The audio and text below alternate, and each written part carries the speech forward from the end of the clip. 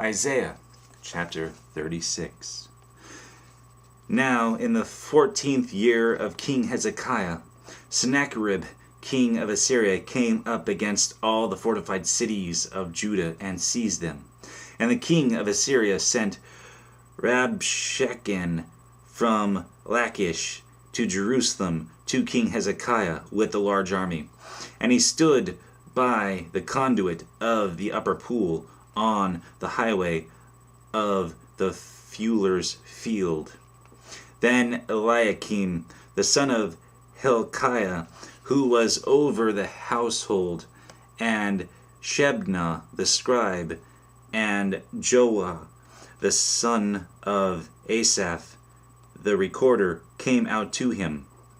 Then Rabshakeh said to them, Say now to Hezekiah, Thus says the great king, the king of Assyria, What is this confidence that you have? I say, your counsel and strength for the war are only empty words. Now on whom do you rely, that you have rebelled against me? Behold, you rely on the staff of this crushed reed, even on Egypt, on which if a man leans, it will go into his hand and pierce it. So is Pharaoh king of Egypt to all who rely on him. But if you say to me, We trust in the Lord our God, is it not he whose high places and whose altars Hezekiah has taken away, and has said to Judah and to Jerusalem, You shall worship before this altar? Now therefore, come, make a bargain with my master, the king of Assyria, and I will give you 2,000 horses, if you are able on your part to set riders on them. How, then, can you repulse one official of the least of my master's servants, and rely on Egypt for chariots and for horsemen? Have I now come up without the Lord's approval against this land to destroy it? The Lord said to me, Go up against this land and destroy it. Then Eliakim and Shebna and Joah said to Rabshakeh, Speak now to your servants in Aramaic, for we understand it, and do not speak to us in Judean in the hearing of the people who are on the wall.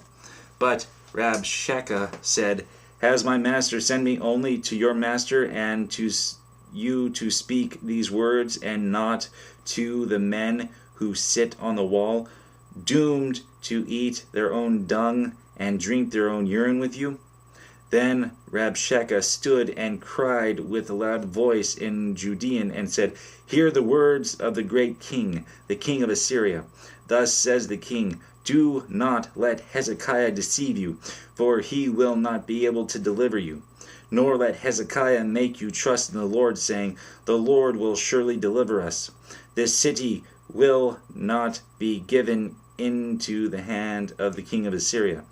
Do not listen to Hezekiah, for thus says the king of Assyria, Make your peace with me, and come out to me, and eat each of his vine, and each of his fig tree, and drink each of the waters of his own cistern, until I come and take you away to the land like your own land, a land of grain and new wine, a land of bread and vineyards. Beware that Hezekiah does not mislead you, saying, The Lord will deliver us. Has any one of the gods of the nations delivered his land from the hand of the king of Assyria? Where are the gods of Hamath and Arpad? Where are the gods of Sepharvaim? And when have they delivered Samaria from my hand? Who among all the gods of these lands have delivered their land from my hand, that the Lord would deliver Jerusalem from my hand? But they were silent, and answered him not a word.